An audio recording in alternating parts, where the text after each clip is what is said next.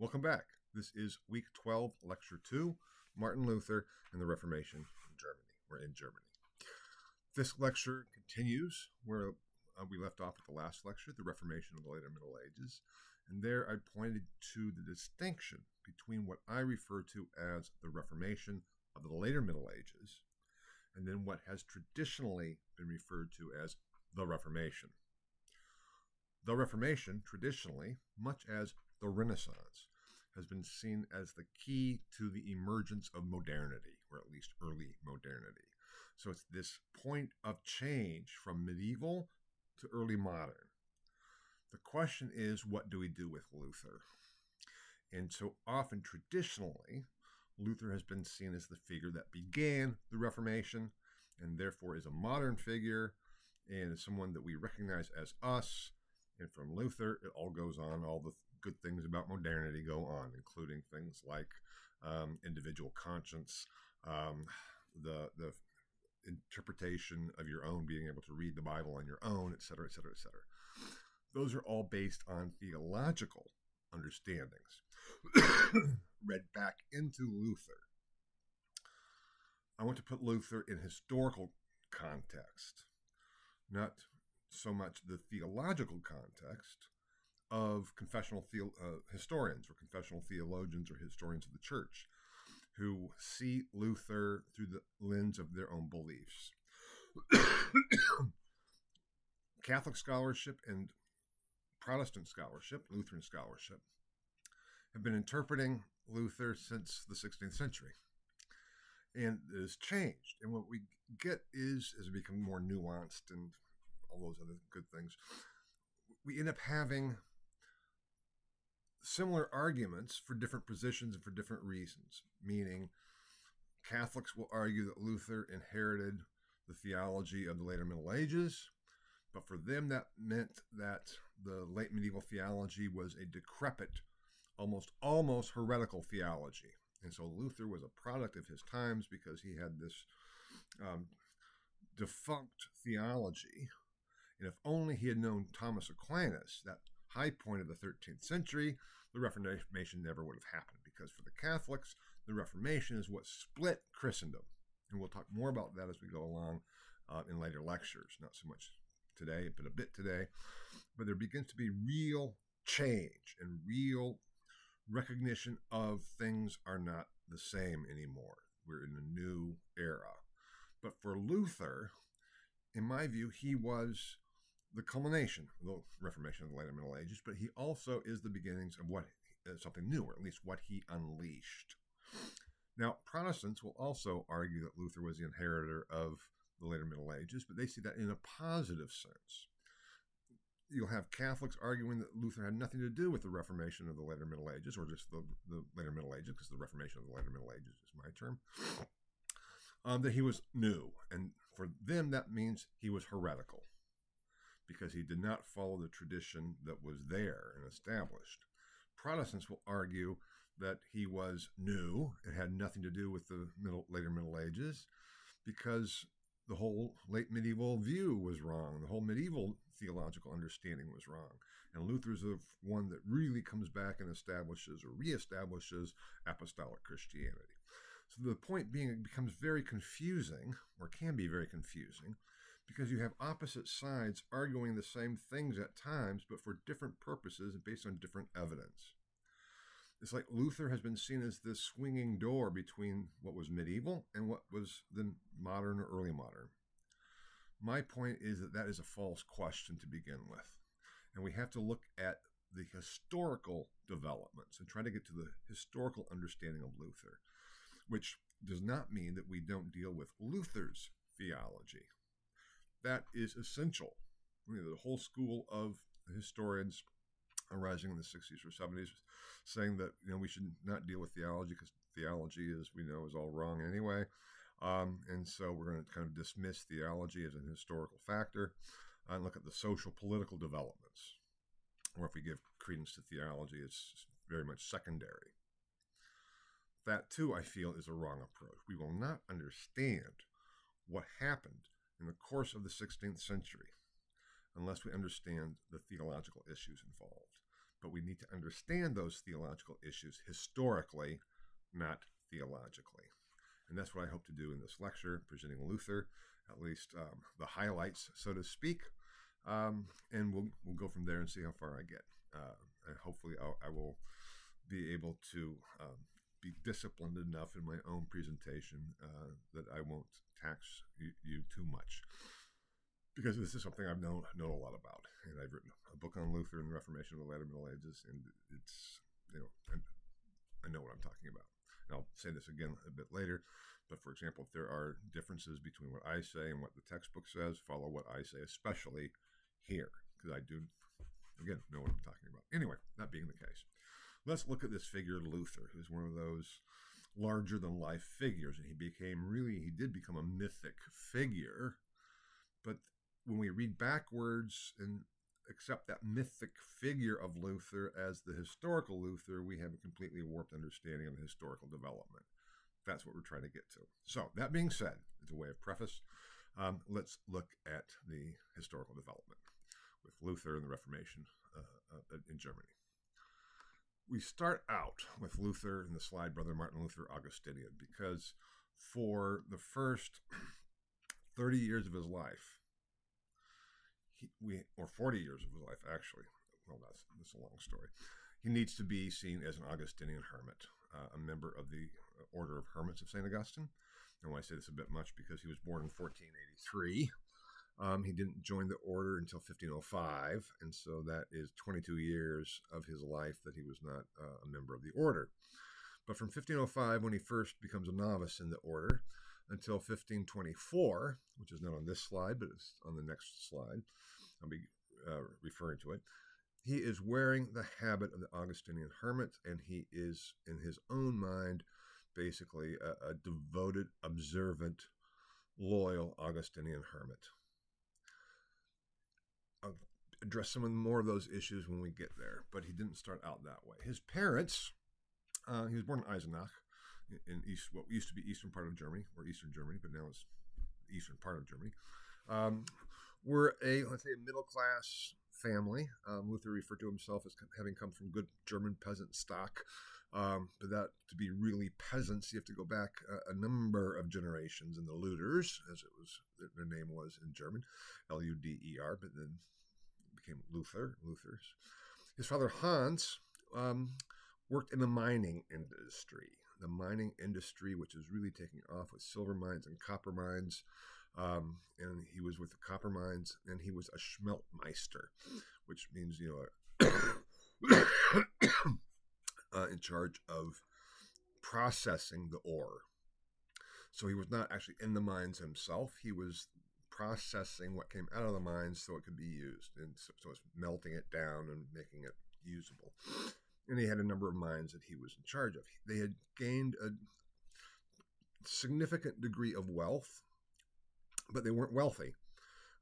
They were, as I said, middle class, up and coming, let's say the higher middle class. I wouldn't necessarily say upper middle class, but they also were struggling. And so, but one of the things they were looking for, and what Hans was looking for, was to help the family continue to progress. And they noticed that Martin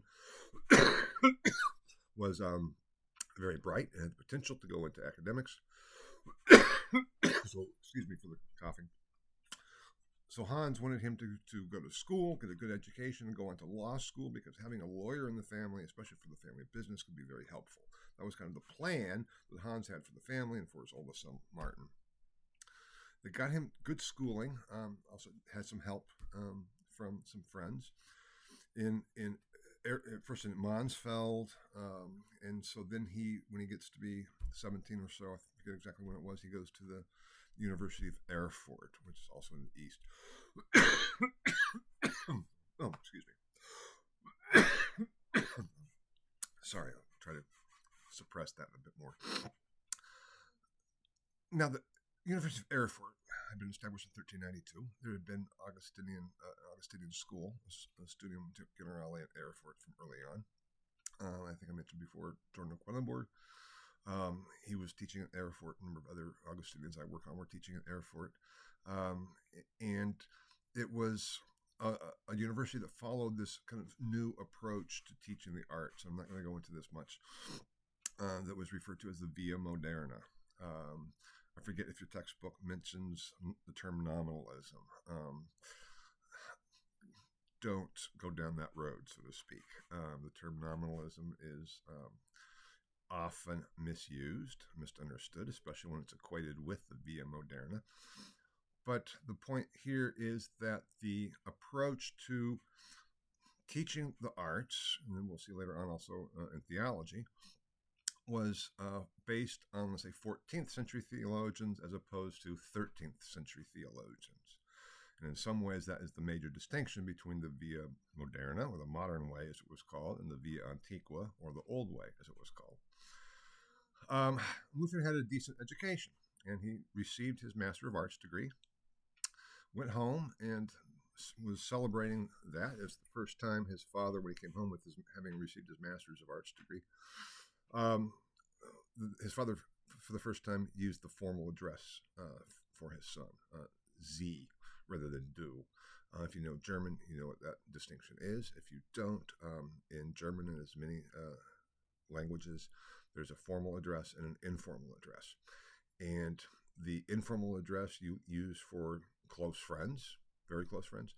The formal address you use for everybody else. You also use the informal address for children or for inferiors.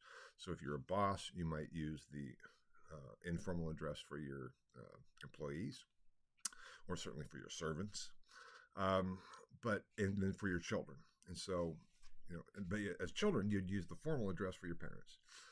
And so the issue that Hans used the formal address for Luther after he received his Master of Arts is very, very telling and very significant. That's why I'm mentioning it here in terms of Hans' own mind, because he was very proud of his son. Luther then went back to Erfurt to study law. Now, in 1505, there were no trains, there were no planes, there were no cars. Luther was walking to Erfurt. There were no street lights. It was dark, often through wooded territories. And it was not an easy trip to make. And Luther got caught in a thunderstorm. And a bolt of lightning struck nearby Luther, near enough that he was thrown to the ground. And in that fear, he cried out, "Help me, St. Anne, I will become a monk."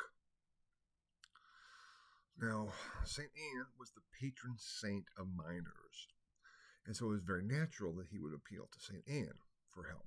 St. Anne is the mother of Mary, Virgin Mary. But Luther was true to his word, and when he went on into Erfurt, instead of going to continue to study the law, he knocked on the door of the Augustinian hermits. They were observant cloister of the Augustinian hermits, to join up. Technically, and this is kind of the next point there, says Luther becomes a monk, with monk in quotation marks, because technically the Augustinian hermits, as the Franciscans and the Dominicans, were not monks. Luther referred to himself as a monk, but that's not technically correct. They were part of the mendicants that had arisen in the 13th century.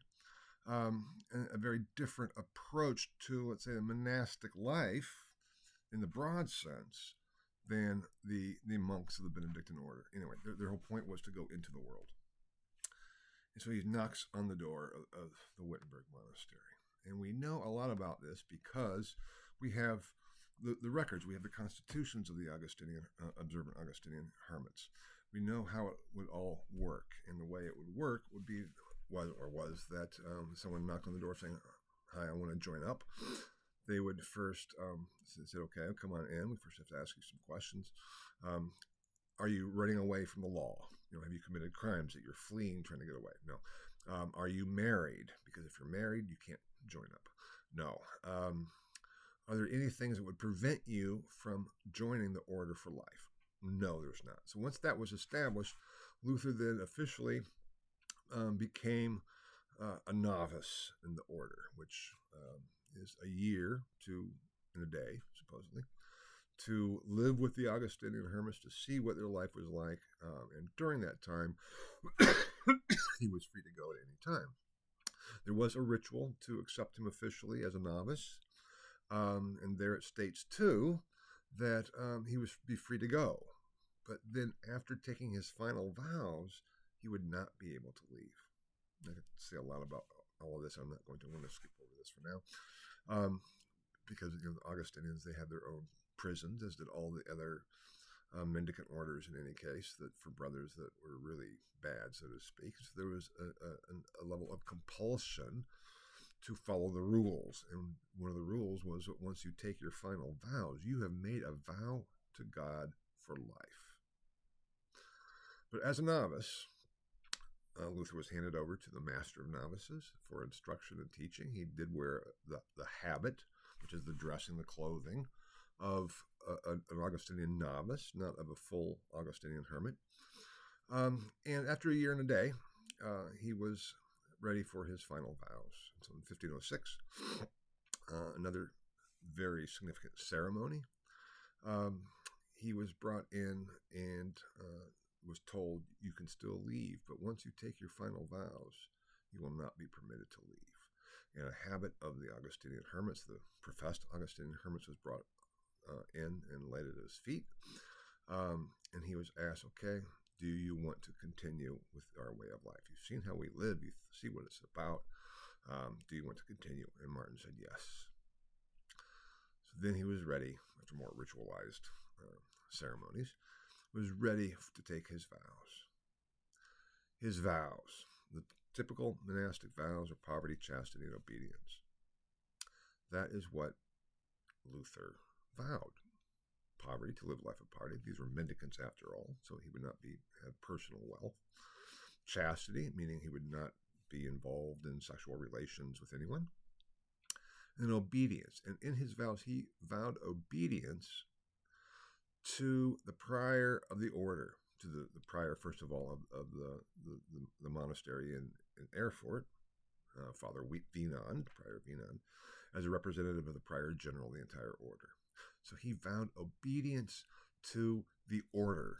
He vowed obedience to chastity and poverty, and then he also vowed obedience together with the prior Wienand to the Virgin Mary and to Christ.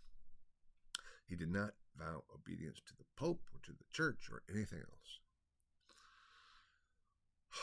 When he took his vows, he was then, his clothes, the novice habit was removed from him by Prior Wienand, and Prior Wienand dressed him in the habit of a professed Augustinian, saying, put on the habit, you are now a new man in Christ. Becoming a new man in Christ. That was part of joining the order. Very significant for Luther, because he uses a lot of the same phrases for his discoveries later on and his leaving, but we'll get to there when we get there. But it's also important to know that he vows obedience to God, to Christ, to Mary, but in the prior of the order, but not to the Pope, not to the Church. Therefore, he becomes a full Augustinian. Now, his father was very upset. He eventually heard what had happened, and he was very angry. Now, Luther came in with a master's degree. That was not insignificant, so the superiors in his order wanted him to study theology so he could become a priest. This didn't take a lot. He just had to study some of the basic handbooks of theology to become a priest, and obviously he already knew the Latin to say the Mass and stuff. His superior, Johannes Staupitz, which is, he was the vicar general of the Observant Congregation in Germany, and I'll say a little bit more about him later, realized that Luther, too, he was really trying to be the best Augustinian hermit he possibly could be, and he was worried about his own salvation. He suffered anxiety attacks, or what in German, Anfechtungen. And it's not just like, oh no, what am I going to do? It's really an existential anxiety over heaven and hell. What do I need to do to avoid hell? So he would go to confession as often as he possibly could. And Staupitz thought, if he starts studying theology, he'll I'll help him get over this, because this is not normal, what he was going through. So Luther starts studying theology. And in 1507, just a year after having become a full member of the order, he was ordained a priest. That's when his father comes to celebrate his first Mass. His father is pissed off. And Luther, supposedly according to tradition, especially some of the Catholic tradition, had some real problems getting through his first Mass. Because for him, all of a sudden, he was the one celebrating. Not just receiving the elements of the bread and wine, but actually effecting transubstantiation, making the body and blood of Christ real, that he is then holding in his hands. So all of a sudden, at the words of institution, this is my body, or this is my blood, the actual physical body of Christ is there. And that was overwhelming for Luther. No wonder he kind of stumbled. He had to kind of get help to continue, but he continued. Then there's a big celebration afterwards, a dinner and everything, and his father Hans brought gifts for the monastery, because this is almost like a dowry. Now, of course, a dowry in marriage is what the family of the bride provides for the bride, but this is like Luther becoming part of the hermits, so they provide a dowry, and not officially, but Hans brought gifts and everything, but he's still pissed off. And he's sitting next to his son at the celebratory dinner, and Luther says, "See, Father, this is obviously the will of God. This is great that I'm doing this." And his father says, "Haven't you also heard that the devil can appear as an angel of light?" That struck Luther. He said, yeah, but I'm obviously doing the will of God here. I'm following God's will. And Hans says, "Haven't you also read to be obedient to your parents?" Luther starts then even doubting his whole position, not just his own personal salvation, but his decision. That didn't help his Anfechtungen, his anxiety attacks. But he gets through it. He goes, continues, becomes a hermit. He's still having these problems. And Staupitz says, "Okay, I thought maybe just becoming a priest would help, but not really. I want you to start studying theology, to become a theologian." Staupitz is saying, as I'm the vicar general of the Observant Augustinians in Germany, that's a lot of work. I have my own kind of side endeavor of what's called a humanist circle. I think I may have mentioned that in the last lecture, talking about Renaissance humanism, but probably not. But there were humanists who were still trying to get all incorporated within the universities and things. Started finding like clubs or reading clubs, or called sodalitates or clubs. And there was a Staupitz had one. It was called the Staupitz's Club, of Humanist Club. So he's leading that. He's doing his own writing. He's also a priest and celebrate, and he's also professor of the Bible at Wittenberg, University of Wittenberg, which had only been established in 1502. In 1504, Staupitz had composed and put together new constitutions for the observant branches of the order in Germany for the Reformation of Germany. That was the title of the newly revised constitutions, which was not that much of they weren't that much of a revision at all from the constitutions of 1290, known as the Ratisbon constitutions. But the whole point is that Reformation was that sense of we have to live the monastic life. So Staupitz says, "I want you to prepare to take over my job as the professor of the Bible at Wittenberg." He says, "I don't really want to." He said, "Okay, but it has to be obedient." He starts studying theology in 1509 at Erfurt. And 3 years later, he receives his Master's of Theology, which is the equivalent of a PhD in theology.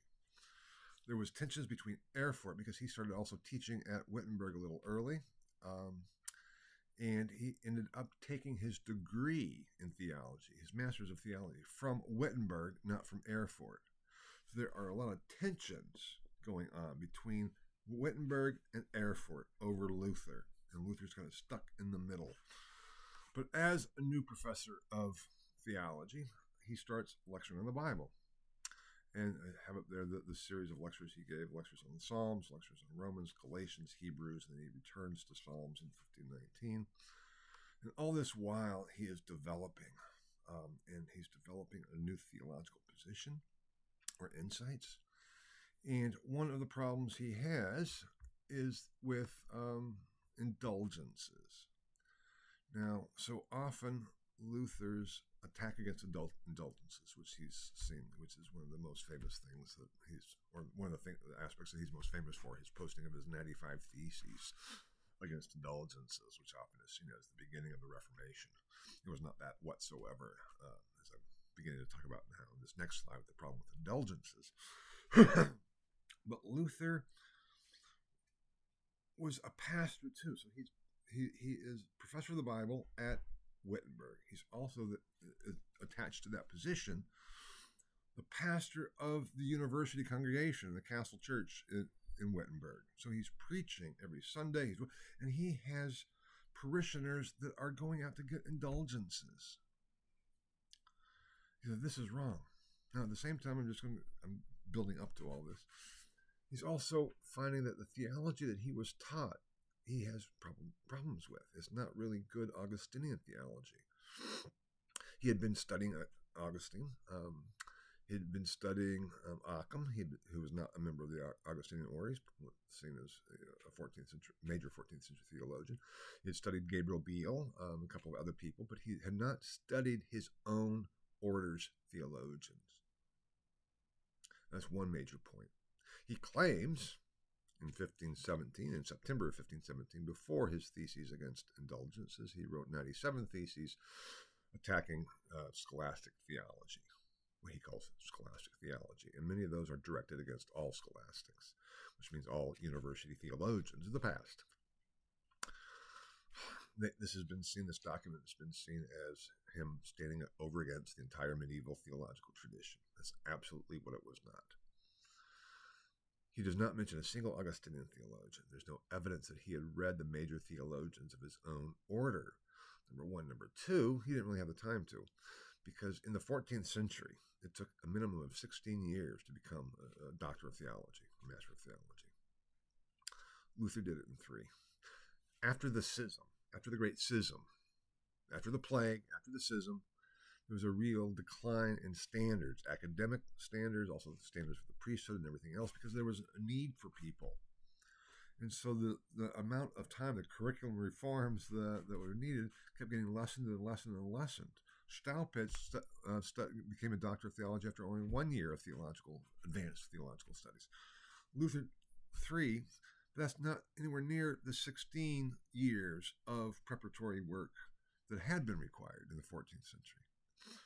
Now, for Luther, this was just sort of the same. Now, with this whole approach, the basic theological approach that Luther was taught, which is not based on the Augustinians, but on these other theologians, was based on this idea of just do your best. Salvation is by grace, and we know that. That's a given, because the Pelagian position had been condemned already in 418. But how do you get that grace? Well, you get that grace by participating in the sacraments of the church and by trying to live a good life. No theologians ever claimed that you are saved by good works. The issue was works, or the faith has to be put into practice in love, and love is demonstrated by works, by what you do. Acts of charity, loving your fellow person, and everything else. The the letter of James, faith without love is dead. So the whole point, and Luther was later to refer to the epistle of James as that epistle of straw. I wanted to get it out of the Bible. But the whole point is that Luther was taught a theology of do your best. And the phrase was, to those doing what is in them, or their best, God will not deny his grace. In the context of the Reformation of the late Middle Ages and the crises, or the general crisis that had onset since the 14th century, there's a sense of having to reform yourself, having to live a good life. And how do you get people to do that? You have to persuade them. And it's not like, what do I have to do to be saved? Just do your best. If you're doing your best. And indulgences were a way to alleviate the worry. They were a way to help the anxiety. Now, there have been problems with indulgences, how they're actually taught and preached and sold. The theory of indulgences go back to the 11th century of the Crusades. I'm not going to go into all of that, but it's an issue of receiving an indulgence to get out of an obligation to go on crusade if you provided the funds to do something else. It then became an issue of imposed penance, so that when you go to confession, you confess your sins, and then the priest gives you a penance, something that you have to do to show that you're actually serious about what your confession was about. Sometimes those penances could be pretty burdensome, and so it's like, well, can I get out of this and do something else? And if it could be allowed if you provided the funds needed that were equivalent to the penance imposed. So already in the 14th century, you have indulgences offered for giving money to local churches to establish altars and things. There's all kinds of things that you could receive an indulgence from. In the later 14th century, the Pope issued a bull to say, you know what, you can also then apply indulgences to purgatory. Now, there had been the doctrine of purgatory developed in the course of the late 12th century and developed further in the 13th and on to the 14th. It was seen as a holding pen, so to speak, of those who were not quite ready for heaven, but were not part of the damned who were going to hell. It's like, what do we do? Okay, Mother Teresa is a saint; she goes right to heaven. But most of us aren't Mother Teresas. But most of us are not, Adolf Hitlers either, who are deserving of going to immediate to hell. Do not pass go. Do not collect $200. Most of us are okay, basically decent people, or at least I like to think that most people are. But we're not saintly, so we need extra help. And that doctrine of purgatory. Purgation was always there, but purgatory as a place in the afterlife was really created in the later 12th century and developed further thereon. So most people would go to purgatory for some amount of years, also for penances not completed.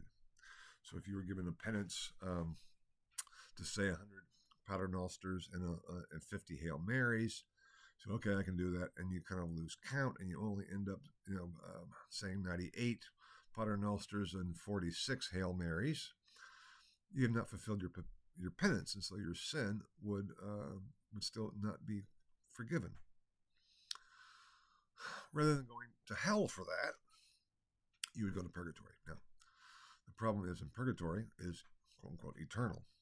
I'm not going to deal with the concept of eternity here and now, but the problem is, it's eternal. So it's not like you could say, well, it'll take me, 5 minutes to say 2 Paternosters and 3 or 4, whatever it was. I forget even what number I used. Hail Marys, and so I can go to heaven. It's like, no. This is the afterlife now, which is eternal. So you're going to be in purgatory for 10,000 years. Really? Yeah. Because compared to eternity, that's nothing. Now, in the later 15th century, the Pope said, not only can you apply indulgences to your own soul in purgatory, to help get out of purgatory, kind of like a prepayment plan, so to speak, you can also then apply indulgences to souls already in purgatory. So you can buy indulgences for your loved ones who are in purgatory. And this was a novelty, both the 14th century, late 14th century declaration to say that indulgences could be used for purgatory, to get out of purgatory for when you would end up being there. 2, so it would be like a credit balance. 2, then the 15th century development of saying, and you can apply indulgences that you acquire, that you buy, for souls already there. And that was how it was being preached. The papacy and the hierarchy saw that this was a great fundraising scheme. And they needed funds. There was a big initiative to build a new St. Peter's, starting in the later 15th century. Actually, this is the St. Peter's that is still there. It took over a century, or more than a century and a half or more to complete. They started raising the funds for it, so to speak, already in the late 15th, early 16th century. And one of the means they did that was preaching indulgences. And in Germany, when Luther's at Wittenberg, indulgences are being preached by this Dominican friar, Johann Tetzel, who was given the responsibilities of preaching the indulgences, the Jubilee indulgence in Germany. And he was a slime ball. He was, he could sell the proverbial comb to a bald man, or, he was the typical used car salesman. So he would come around to your city and say, here's our indulgences. Just, don't you want to, if you aren't concerned about yourself, what about, your mother, your poor mother who's suffering so in purgatory? Don't you want to help her out for all that she did for you? Okay. Now, there was a scale of what you could afford. So just, give what you can, do what you can, and you can help your poor mother or poor child who had died early, let's say. Get them out of purgatory, out of their suffering, get them immediately to heaven. The phrase that was going around that Tetzel used was, for every coin that in the coffer rings, a soul from purgatory springs. This is what Luther had problems with. But it was not just Luther. It was basically a lot of people. There were complaints about indulgences from the later 15th century on through the early 16th century. Even from the mid-15th century, they're already. The Reformation of the Emperor Sigismund, which I mentioned, complained about indulgences too. And this was a real problem. And Luther saw it theologically as a problem because he had been, again, studying Augustine, the works of Augustine, at least some of them. He said, this is theologically not valid. And after he had his disputation, theses against scholastic theology, were for a public disputation. Now, a public disputation was just part of the university required events. Professors were required twice a year to hold a public disputation. Disputation is a debate. They were also, and that's how I think I mentioned, talking about the universities, how exams were given and how you would progress with the exams. So there were a lot of disputations or debates, arguments, but there had to be two public ones. So Luther posts these theses against scholastic theology in September to say, we're going to hold a debate at Wittenberg here, here, and here on these theses. He does the same in October 31st, 1517, because he's like, the place to deal with this is within the university, amongst the theologians and the theological faculty. So he draws up 95 theses in Latin and posts them. Where does he post them? On the door of the castle church. This was not an act of defiance. This was not, almost as it so often has been portrayed, Luther nailing a stake through the heart of the medieval papacy by nailing the 95 Theses to the door. That's not what this was at all. He was simply announcing a debate in Latin as part of the university that was going to be amongst the theologians of the university. Not really expecting anyone to really care or to come. Luther's prince, the Elector of Saxony, Frederick the Wise, I'll be saying a lot more about Frederick later, he too was critical of indulgences. He had banned Tetzel from preaching the indulgences in electoral Saxony. Now, I just said electoral Saxony. I was going to save this for a little bit later, but I'll introduce it here. The Duchy of Saxony had been the Duchy of Saxony, and the Duke of Saxony was named in 1356 in what's called the Golden Bull as one of the 7 electors to elect the emperor. The problem was, in the late 15th century, the Duke, whose name I forget, but had 2 sons, Albert and Ernest. They couldn't decide on the inheritance and who would be Duke, so they ended up compromising and they split the duchy. So what had been a single Duchy of Saxony, the Duke of which was also an imperial elector, was cut in half, and Albert got the title of Duke and got half of Saxony, and Ernest got the title Elector and got the other half. So territorially, it was split. Title-wise, it was split too. Albert could say he's Duke of Saxony. He could not elect the emperor. Ernest could be one of the electors, but could not say that he was Duke of Saxony. And Ernest's son was Frederick. He was at Ernestine, Saxony. He is Frederick, became known as the Wise. And he did not allow the preaching of the indulgence in his territory of Saxony. Now, this is a slime ball. I'm not doing this. He was a very pious Catholic. He had one of the largest relic collections in Europe. I'm not going to go off on explain what that meant. But Duke George, who was the son of Albert, in Albertine, Saxony, the Duke, did allow them. And so what was Luther was facing was parishioners of his, whom he's the pastor for, were just going over and buying indulgences in Albertine, Saxony, and coming back. So he started preaching against indulgences in 1516, and finally says, we have to settle this matter. And his 95 Theses also, they don't necessarily even attack the theory of indulgences as such. They attack the practice. Now you can say, well, there's an implicit critique of indulgences, and yes, there was. I'm not saying that Luther had no problem with indulgences. He did, but depends on how the real problem was how they were used and how they were being preached and taught, and how they were misleading people in Luther's mind, endangering their salvation. And as pastor, he's responsible for his flock. That's what's going on with the 95 Theses.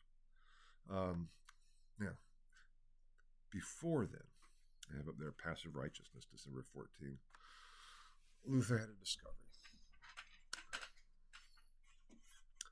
Now this, I'm going to try to keep somewhat short. I'm already spending more time than I had hoped and planned, because this is for me, so exciting. I know a lot about it, and I think it's so important. In 1545, so the year before Luther dies, he dies in 1546, he wrote the preface to the first volume of his complete collected works in Latin, dealing with his early works. He says that he would rather that they all be burned, but he knows that's not going to happen, so he wanted to kind of write the preface to set people straight. So he kind of goes through the whole history. I'm not going to go into that preface here and now, because it's very complex, actually, and to interpret it right is important.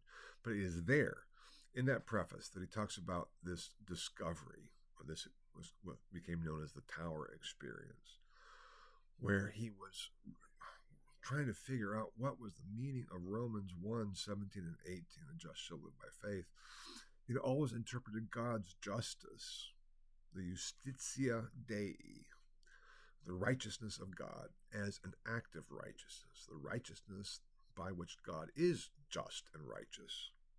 And for that, Luther saw that as such a burden, because it's like, if God is punishing me, he's doing so because God is just, and therefore I'm deserving of all the punishment I get. All of a sudden he said, I saw it differently. I saw it as not as an active righteousness, but as a passive righteousness. The righteousness of God, the justitia Dei, or the justice of God, same word in Latin, justitia, was not the justice by which God himself is just, but is the justice by which God makes us just, so that God works righteousness in us. We are passive recipients of God's righteousness. He said that threw open all of Scripture for him. And he started to go through it, blah, blah, blah, blah, blah. And he says, and then against hope, I went back to Augustine, and I saw that he interpreted it the same way. And then he goes back and talks about the indulgences controversy and his lecture on the Psalms. Now, this discovery of passive righteousness has been the key for Luther scholars for over a century, because they see it as a turning point when he becomes a Protestant and starts being against Rome, and his switch from being an Augustinian hermit to being a Protestant.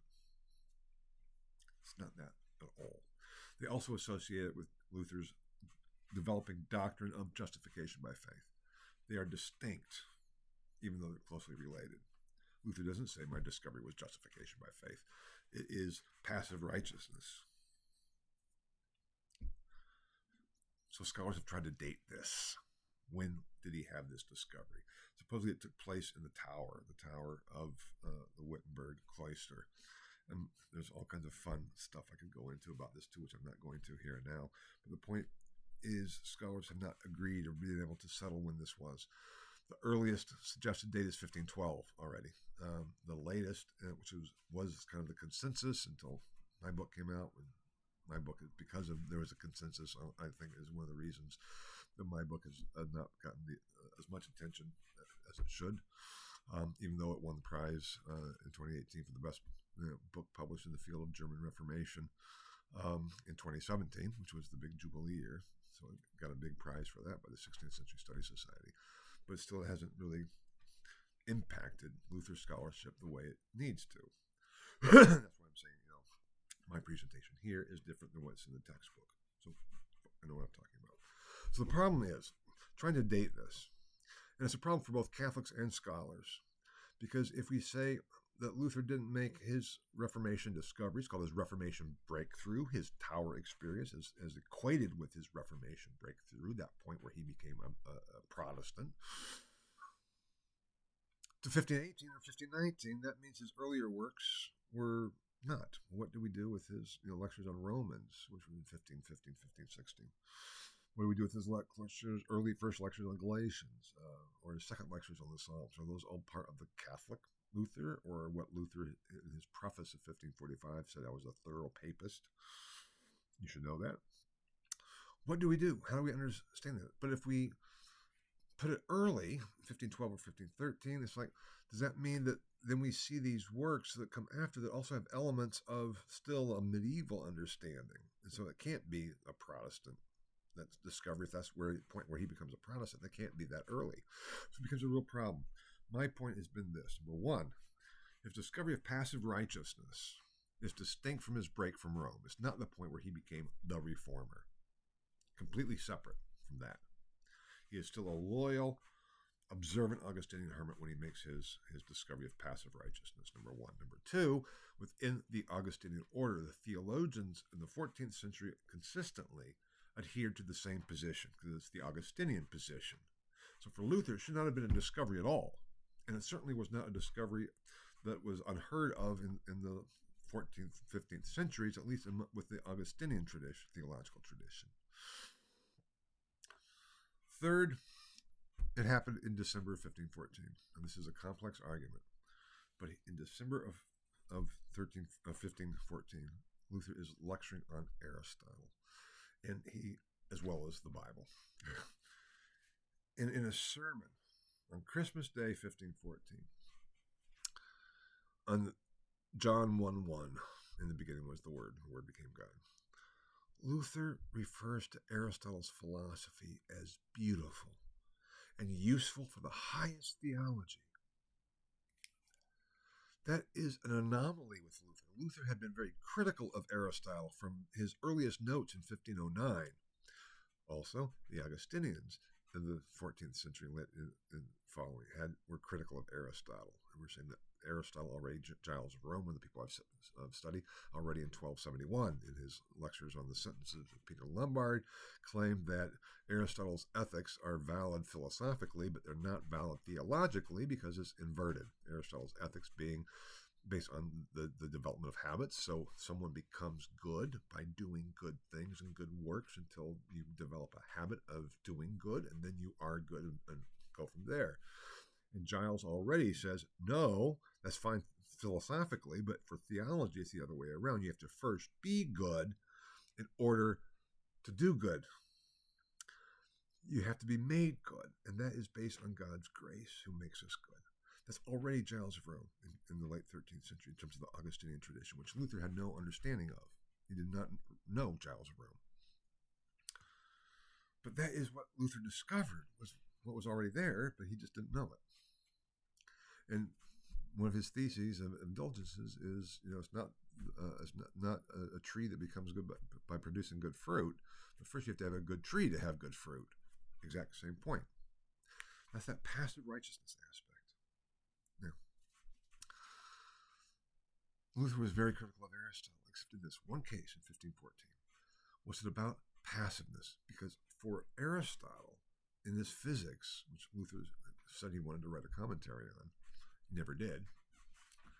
The relationship between an object and a subject is different from what we think. In a sentence, we have the subject of the sentence and the object. So the subject acts on the object. In Aristotelian philosophy and physics, it's the other way around. The object is what we are placed under. That's what subjectus or subjectum means. We're placed under the object, which exerts its influence and works on the subject. The subject undergoes the action of the object. The subject is passive. And for Luther, based on what John 1:1, the whole thing, our object is Christ.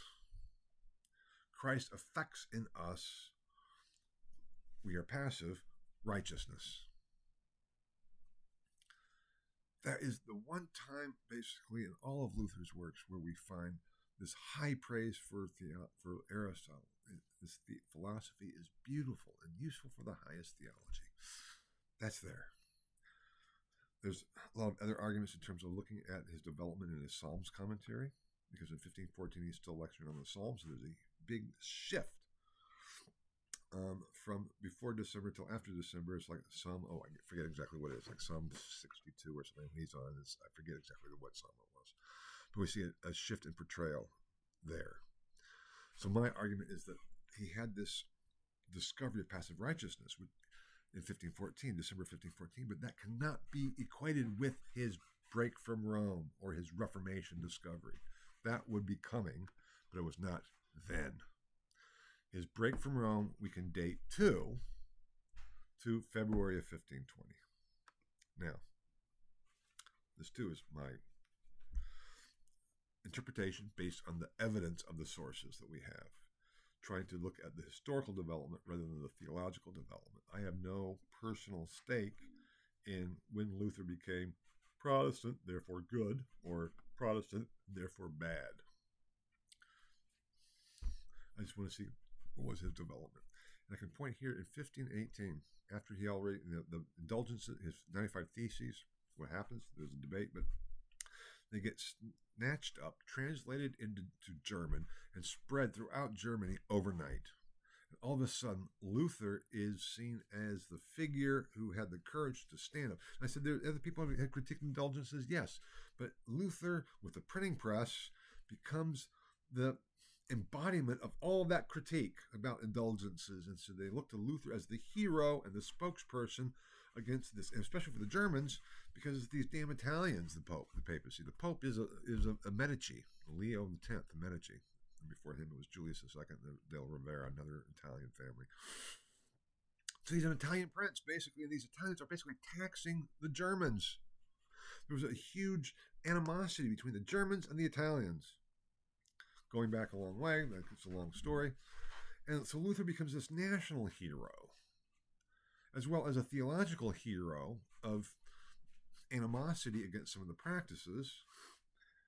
And it all culminates in the indulgences controversy with Luther.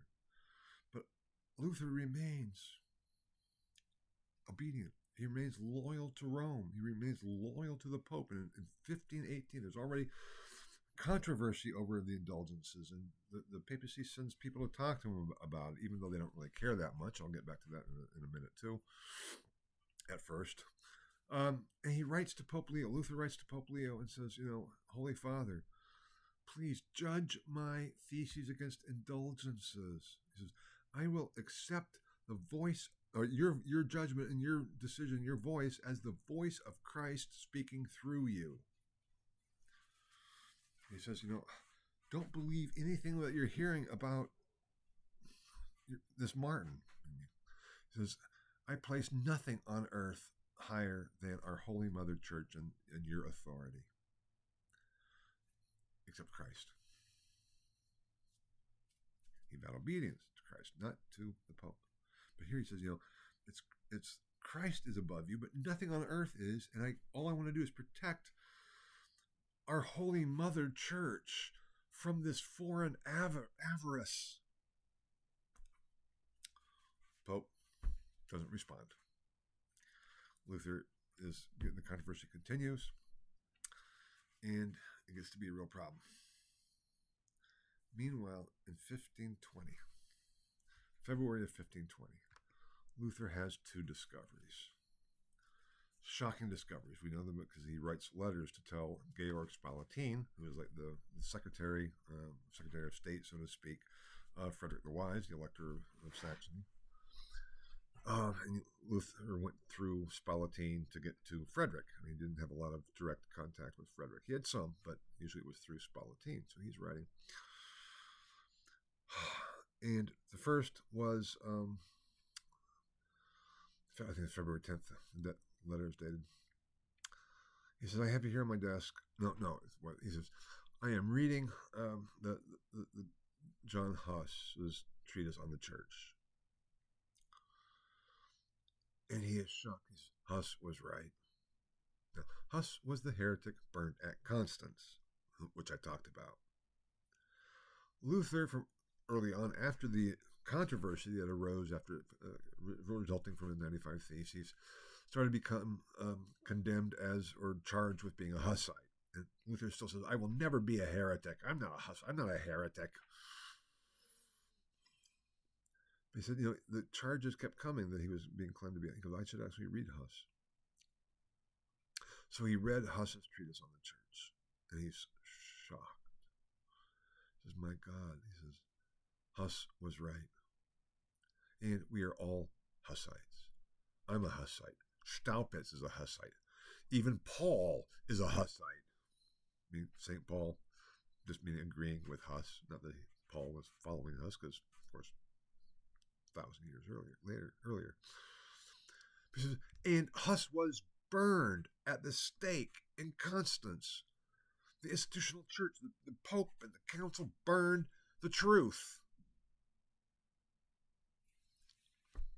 Then about a week later, in a letter that is undated, but it's about a week later, except for 1520, he writes to Spalatin again. He says, I have on here on my desk copy of the Donation of Constantine, written by a treatise on the Donation of Constantine, written by Lorenzo Valla, and in the edition published by Hutten, because Ulrich von Hutten was a German knight and humanist. He came across this treatise, Valla's refutation of the Donation of Constantine, which was completed in the mid-15th century as a humanist exercise almost. And Ulrich von Hutten realized this could be really important and big, and so he has it translated and published. What was the Donation of Constantine? The Donation of Constantine was a document, supposedly, that had been written by Constantine, the Emperor Constantine, going all the way back, written to the Pope Sylvester, granting him temporal jurisdiction over the western part of the empire as Constantine was moving to Constantinople. Now, Valla argued that was a forgery. He did it based on humanist analysis of the Latin, saying that this treatise, the donation itself, contains Latin words that did not exist in the 4th century. And he dated it to the late 6th, early 7th century. So it was a forgery. He was writing this in Latin, and he passed it around to other humanists, and they go, oh, wonderful. But with this became a big deal with Hutten. And Luther sees it and he says, oh my God, it's all based on a lie. The temporal authority of the church is based on a lie. The Donation of Constantine. Now, that was a huge overreaction. No pope based his authority on the Donation of Constantine. No emperor claimed that.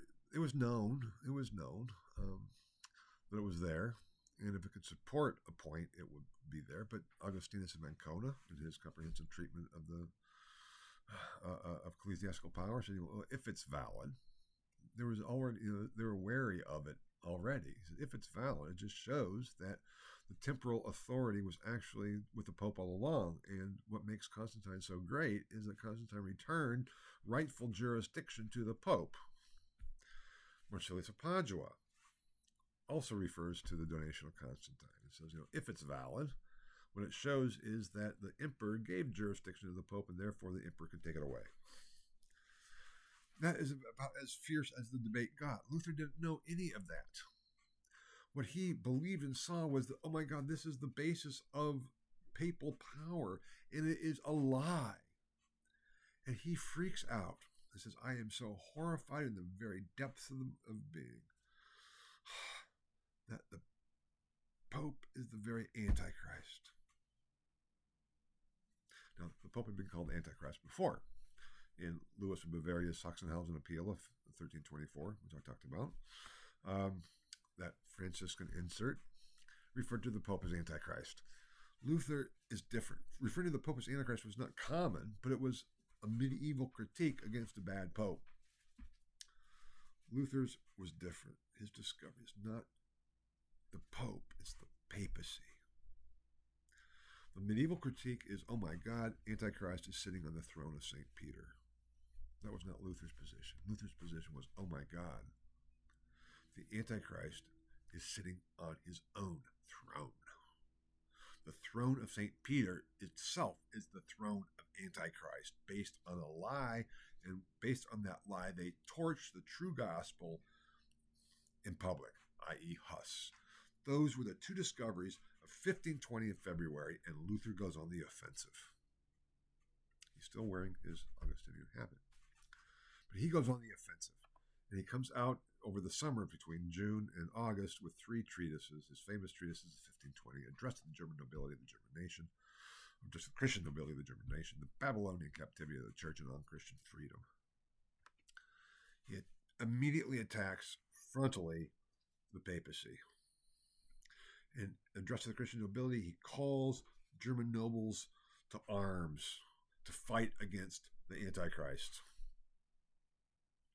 It's only thereafter that he's condemned. It's only after these treatises come out that then the bull Exsurge Domine comes out in 1520 from the Pope, because the Pope gets wind of all of this and says, oh my God. Says, you have to recant or you're charged with heresy. Luther received a copy of the Exsurge Domine in late December 1520. What did he do? He burned it together with canon law and everything else publicly in Wittenberg. Complete defiance. What do? There was negotiations. This was well known, and Frederick was saying, wait a minute, we're not going to just send Luther off, because actually I think he's probably right. So Frederick got in touch with the Emperor Charles V and said, we need to have this discussion here on German territory. We don't want to just go sending Luther off to Rome. And Charles V, I'll say a bit more about shortly, he was very young and impressionable, and he finally agreed. And so they agreed to hear Luther's case at the Diet of Augsburg in June of 1521. Luther, in January 1521, since he hadn't recanted, was condemned and proclaimed a heretic by the papacy. But Charles V says, okay, we'll wait and deal with it. And then we'll make our decision within the empire. Throughout all of this, Luther remains an Augustinian hermit. We can say, well, yeah, but was he really? Well, there's a famous woodcut of Luther in 1520 by Hans Holbein, called the German Hercules, and it shows Luther with a big club, and he's just whacking at all these scholastic theologians. He has the Pope hanging from a rope in his mouth, or teeth. He's hanging from a teeth he's holding in his mouth. He's wailing, but there's not a single Augustinian theologian there that he's wailing on.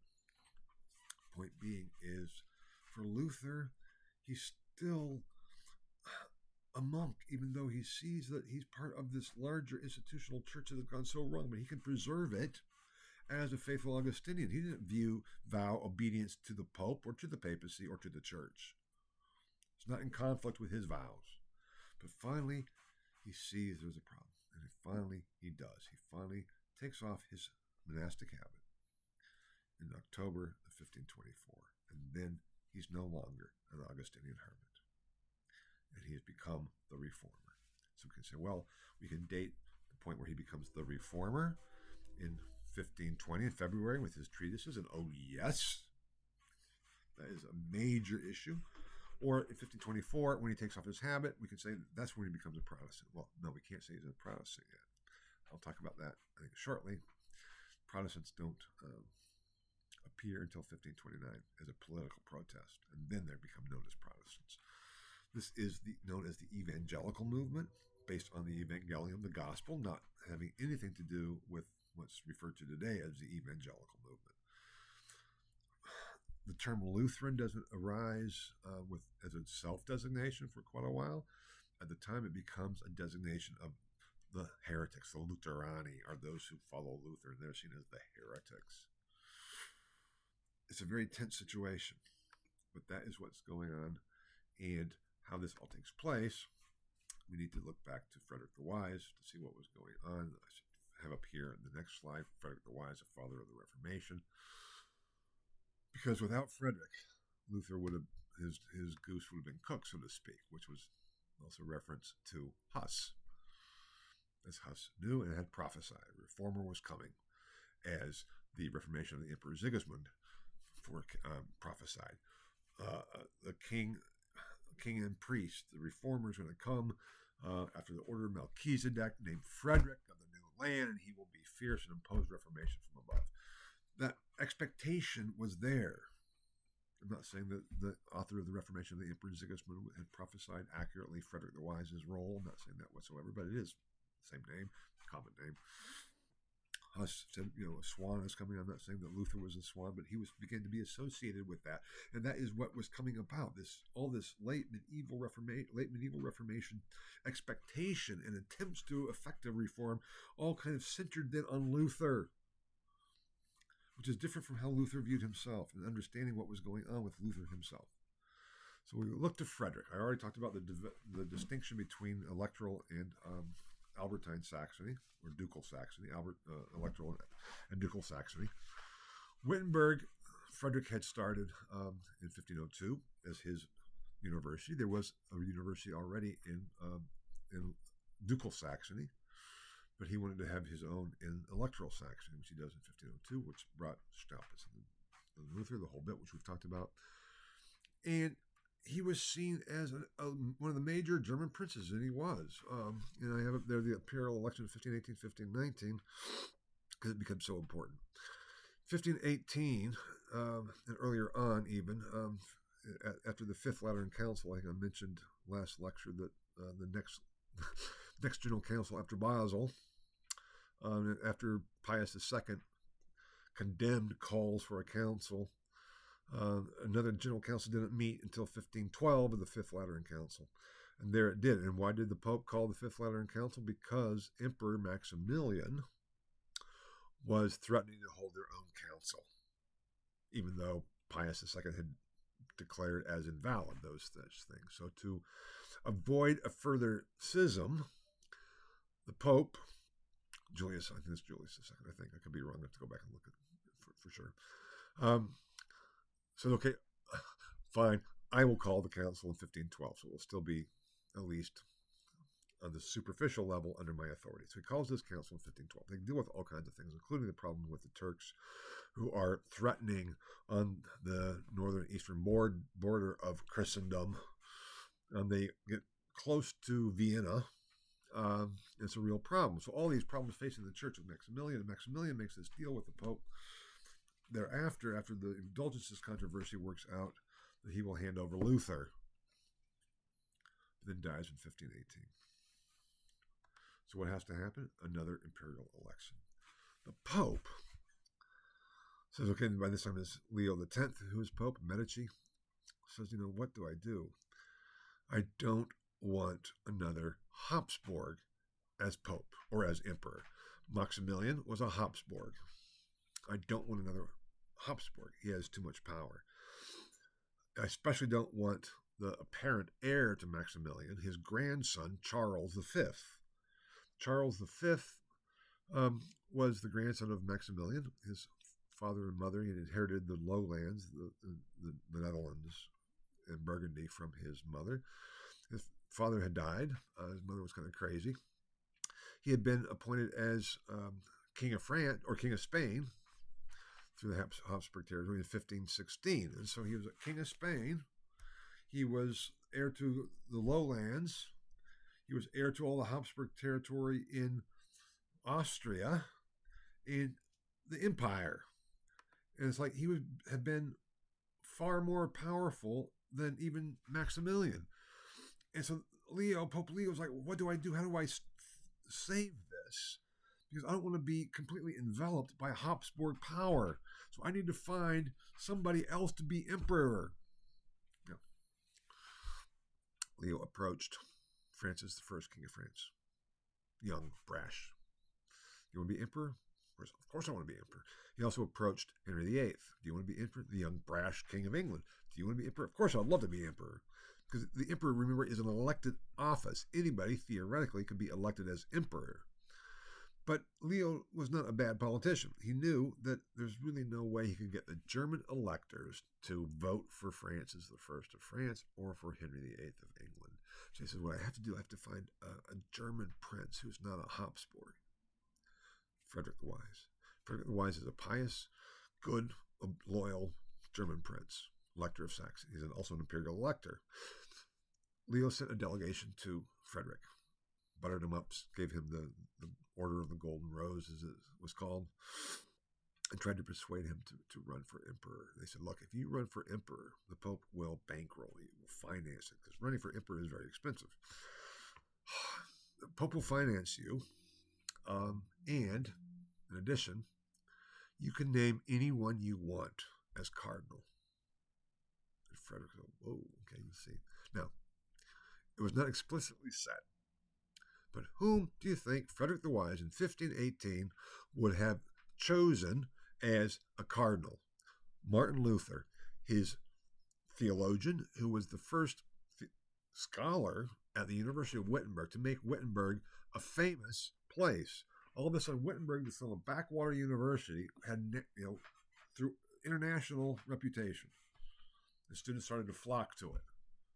So, of course, he would have named Luther. That was known. It's like, so the Pope could have said Luther, as cardinal. Sure, the Pope didn't care. The Pope's doing politics. It's like, if this is a squabble, the Pope first thought it was just a squabble between an Augustinian and a Dominican. How many, for how long have there been such squabbles? This is something that shows how little Leo cared about the real issues. But Frederick, as I often say, was not called the Wise for nothing. He didn't want to be emperor. He said no. And to make a long story short, Charles I of Spain, King of Spain, 16 years old, is elected emperor. And Frederick then at least works with Charles in 1519, he's 19, to say we need to deal with this on German lands, and brings about the Edict of the Edict of the Diet of Worms in 1521. And Luther stands before the Diet of Worms. His books are brought in, and they say, of these years. Now, Luther was trepidatious. He knew the story of Huss and Constance. He was given safe conduct by Charles V. He becomes Charles V, Holy Roman Emperor. Charles I of Spain, Charles V, Holy Roman Emperor, who's a kid. He's 19 years old. And then in the Reichstag, the Diet of Augsburg in 1521, he's 21 years old. Brings Luther in with safe conduct. And Luther knows he's going to be proclaimed a heretic. But they say, do you recant? He said, well, can I go through them all? Because I'm sure I've said things to the extreme that I would be willing to take back or reformulate or whatever. They said, no. You have to go and say, either I recant all my works or none. He goes, I'll have to think about it. So he goes, spends the night, the next day comes back, and he says, well, because unless I can be convinced from Scripture that I'm wrong, it would be a sin to go against my conscience. Therefore, I cannot and will not recant. God help me. Amen. He never said, here I stand. That was a later addition by the Lutherans. This stance at Worms has also been seen as Luther appealing to his conscience. That's this modern concept of individuality, and so that was completely false. Luther's stance at Worms was completely in keeping with the traditional, accepted medieval moral theological position. It's always a sin to act knowingly against your conscience. Your conscience is that divine spark that can tell right from wrong that was not affected by the fall. Now, Luther ended up getting rid of that doctrine, but here he's still upholding it, saying, I can't knowingly go against my conscience. My conscience may be wrong, but if I think I know what my conscience is telling me, I cannot knowingly act against it, and I won't do that. Charles V sat there, and he realized that. Everybody in the room realized that. Keep in mind, this is the imperial legislature.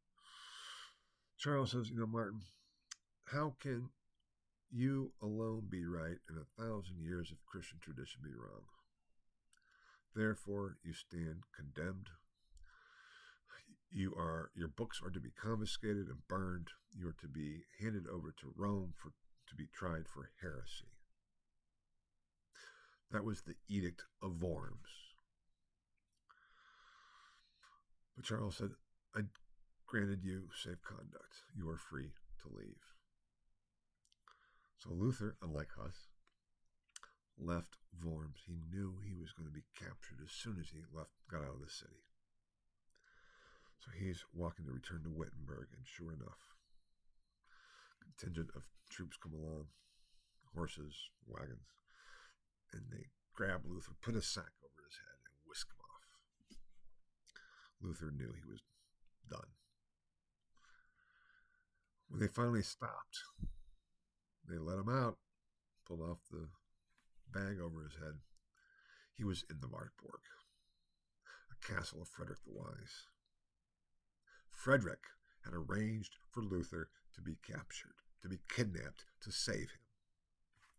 And that's one of the reasons why Frederick the Wise, too, should be seen as the father of the Reformation. Now, this I have from the Edict of Worms to the Confession of Augsburg. That is so important. I think I'm going to have to try to figure out what to do about all of this, because I'm not done and my time is already a bit over time. So I think what I'll try to do, we have a workshop next lecture, which I think is really important. I think I will try to have a second part of this lecture to finish it off, and I will really do everything I can to abbreviate the workshop lecture, which is the last workshop. It's important because it will also be focused on your term paper, interpreting text, basically, but I'll get to that when I get there. But rather than just continuing here, I'll come back and finish this lecture in a part 2, and then abbreviate the workshop, which is next lecture. Okay? So, hold on your horses. We now have Luther in the Wartburg, having been captured by Frederick the Wise, and we'll see how things go from there in part 2, which I'll get to, I hope, soon. Thank you very much. Bye-bye.